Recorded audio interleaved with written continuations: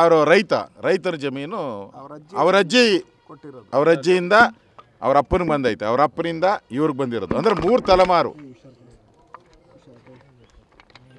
ತಲೆಮಾರು ಆದಮೇಲೆ ಇವ್ರಿಗೆ ಇದ್ದಂಥ ಆಸ್ತಿ ಇವತ್ತು ಏಕಾಏಕಿ ಅವರ ಹೆಸರು ವಕ್ಫ್ ಬೋರ್ಡ್ ಅಂತ ಬಂದಿದೆ.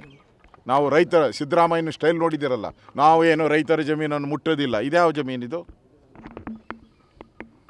ನಾವು ಸ್ಕೂಲ್ ಜಮೀನು ಮುಟ್ಟೋದಿಲ್ಲ. ಇದ್ಯಾವ ಜಮೀನಿದು? ಅಂದರೆ ಈ ಸರ್ಕಾರ ಯಾವ ರೀತಿ ನಡ್ಕೊಳ್ತಾ ಇದೆ, ಹೇಳೋದೊಂದು ಮಾಡೋದೊಂದು. ಇದರಿಂದ ನಾವು ಇಮಿಡಿಯೇಟಾಗಿ ನಾವೀಗ ನೋಡಿ ಬರ್ತಾಯಿದ್ದೀರಿ. ಅದಕ್ಕೆ ರಾಜ್ಯದ ಜನತೆಗೆ ವಿನಂತಿ ಮಾಡ್ತೀನಿ, ಎಲ್ಲೇ ಈ ಥರದ್ದಿದ್ರೆ ಹೇಳಿ, ನಾವು ಬರ್ತಾ ಇದ್ದೀರಿ ಅಂತ ಗೊತ್ತಾದರೆ ಸಾಕು, ಇಮಿಡಿಯೇಟಾಗಿ ಪಾಣಿ ಎಲ್ಲ ಚೇಂಜ್ ಆಗುತ್ತೆ. ಇದಕ್ಕೆ ಉದಾಹರಣೆ ನೋಡಿ, ಇಲ್ಲಿ ಚಿಕ್ಕಮ್ಮಂದು ದೇವಸ್ಥಾನ ಶ್ರೀರಂಗಪಟ್ಟಣ ಚೇಂಜ್ ಮಾಡಿದ್ದಾರೆ, ಇಲ್ಲಿಂದೂ ಚೇಂಜ್ ಮಾಡಿದ್ದಾರೆ. ಅಂದರೆ ವಿರೋಧ ಪಕ್ಷದ ಅಧಿಕಾರ ಪವರ್ ಏನು ಅನ್ನೋದನ್ನ ತೋರಿಸ್ಕೊಟ್ಟಿದ್ರಿ ಕಾಂಗ್ರೆಸ್ ಅವ್ರಿಗೆ. ಇವತ್ತು ನಾವು ತೋರಿಸ್ಕೊಟ್ಟಿದ್ರಿ.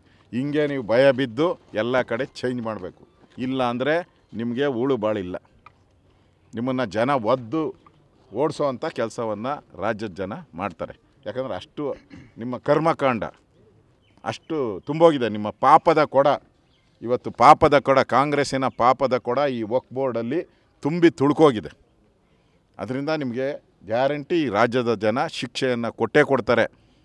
ಕೂಡಲೇ 94 ಏನು ನಿಮ್ಮ ಗೆಜೆಟ್ ಮಾಡಿದ್ದೀರ 94-95 ಅದನ್ನು ರದ್ದು ಮಾಡಬೇಕು. ಮತ್ತು ಇವತ್ತೇನು ಹಾಗೆ ಇಲ್ಲೆಲ್ಲ ಕಂಪ್ಲೇಂಟ್ ಕೊಟ್ಟಿರೋದನ್ನ ವಾಪಸ್ ತೊಗೊಂಡಿದ್ದೀರ ಅಷ್ಟೇ, ಏನು ನೋಟಿಸ್ ವಾಪಸ್ ತೊಗೊಂಡಿದ್ದೀರ. ಪಾಣಿನಲ್ಲಿ ಯಾವುದು ನೀವು ಚೇಂಜ್ ಮಾಡ್ತಾಯಿಲ್ಲ. ನಾವೆಲ್ಲೆಲ್ಲಿ ಹೋಗ್ತಿರೋ ಅಲ್ಲಲ್ಲಿ ಚೇಂಜ್ ಮಾಡ್ತಾಯಿದ್ದಾರೆ. ನಾವು ಹೋಗ್ದಿದ್ದ ಕಡೆ ಹಂಗೆ ಇರ್ತೈತೆ. ಅದಕ್ಕೆ ನಿಮ್ಮ ಕಣ್ಣಿದ್ರೆ, ಕಾಂಗ್ರೆಸ್ ಅವ್ರಿಗೆ ಕಣ್ಣಿದ್ರೆ ಇಲ್ಲಿ ಬಂದು ವಿಶ್ವೇಶ್ವರಯ್ಯನವರ ಸ್ಕೂಲಿಗೆ ಬಂದು ನೋಡಿ, ಈ ಕಾಂಪೌಂಡ್ ಒಳಗಡೆ ಹೆಂಗೆ ಮಸೀದಿ ಬಂತು, ಕಾಂಪೌಂಡ್ ಕೆಳಗಡೆ ಬಾವುಟ ಹೆಂಗೆ ಬಂತು, ಕಾಂಪೌಂಡ್ ಕೆಳಗಡೆ ದರ್ಗಾ ಹೆಂಗೆ ಬಂತು ಹೇಳಿ. ನೀವು ಎಷ್ಟು ಧೈರ್ಯ ಇರಬೇಕು, ಎಷ್ಟು ಅಹಂಕಾರ ಇರಬೇಕು. ಈ ವಕ್ಫ್ ಬೋರ್ಡ್ ಅನ್ನೋದೇ ಒಂಥರ ದೆವ್ವ ಇದ್ದಂಗೆ. ಪಿಶಾಚಿಗಳಿಗೂ ಇದ್ದಾರಲ್ಲ ಹಂಗೆ ಆ ಥರ ಇದು. ಎಲ್ಲೆಲ್ಲಿ ಹೋದರೆ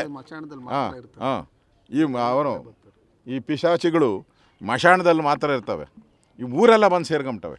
ಸ್ಕೂಲ್ಗಳ ಹತ್ರ ಸ್ಕೂಲ್ಗಳು ಬರ್ತವೆ, ದೇವಸ್ಥಾನ ಇದ್ದರೆ ದೇವಸ್ಥಾನದ ಹತ್ರ ಓಡೋತವೆ, ರೈತರ ಜಮೀನು ಇದ್ದರೆ ಆ ಥರದ ಪಿಶಾಚಿ ಇದು. ಅದಕ್ಕೆ ಈ ಪಿಶಾಚಿನ ಸರಿಯಾಗಿ ಕಟ್ಟಾಕಿ, ಅದಕ್ಕೆ ಪಿಶಾಚಿಗೆ ಬೆಂಕಿ ಇಟ್ಟು ಈ ದಹನ ಮಾಡ್ತಾರಲ್ಲ, ಭೂತ ದಹನ, ಹಂಗೆ ನಾವು ಮಾಡೋಕ್ಕೆ BJPಯವರು ಬಂದಿರೋದು. ಆ ಭೂತ ದಹನ ಮಾಡೋ ಅಂಥ ಪ್ರತಿಜ್ಞೆಯನ್ನು ನಾವು ಮಾಡ್ತಾಯಿದ್ದೀರಿ.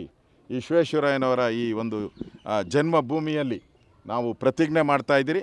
ಎಲ್ಲ ರೈತರ ಜಮೀನನ್ನು, ಎಲ್ಲ ಸರ್ಕಾರಿ ಶಾಲೆಗಳನ್ನು, ಎಲ್ಲ ದೇವಸ್ಥಾನಗಳನ್ನು ಮರಳಿ ವಾಪಸ್ ಆಯಾ ರೈತರಿಗೆ ಸೇರಬೇಕು. ಅಲ್ಲಿವರೆಗೂ ನಾವು ವಿರಮಿಸುವುದಿಲ್ಲ ಅನ್ನೋ ಪ್ರಶ್ನೆಯನ್ನು ನಾನು ಹೇಳ್ತಾ ಇದ್ದೀನಿ.